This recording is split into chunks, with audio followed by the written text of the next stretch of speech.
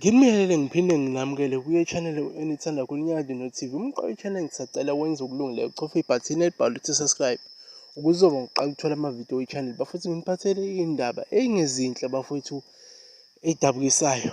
Uzinikele emaphoyiseni umdlali webhola weSekhukhune United uShaun Mogaila ngemuva kwengozi yemoto eyenzeke eThembisa ngoLwesithathu ekuseni lapho kushone khona ingane yentombazane eneminyaka ewu-9 kwalimala eyomfana eneminyaka ewu-13. Ngokubika kwe-IOL, lo mdlali owake wagijima kwi-Royal AM ubebalekile endaweni yesigameko lapho amaphoyisa ethole khona amabhodlela otshwala nokubukeka njengezidakamizwa emotweni yakhe yohlobo lwe-BMW ozovela enkantolo maduze. Izithombe zigciniwe. Bafowethu kubuhlungu impela-ke lokho kwenzeka kule nsizwa uShaun bafowethu.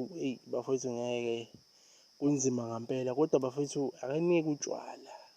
Utshwala buyingozi. Utshwala buyingozi bafowethu, nakhona ungabiyeki utshwala. Okay, ungabiyeki utshwala, ungabiyeki. Buphuza utshwala kodwa ungangeni, ungahlali esiteringini, ungashayeli uphuzile. Kwakhona nje nama-drugs bafowethu zimbi. Cabanga bafowethu, cabanga mfethu, ikhono lakhe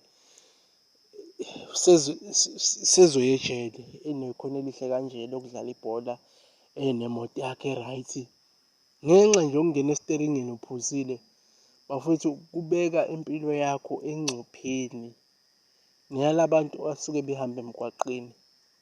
Kunzima-ke bafowethu okwenzakalile. Sazwelana nomndeni othe waficwa ilo mshophi.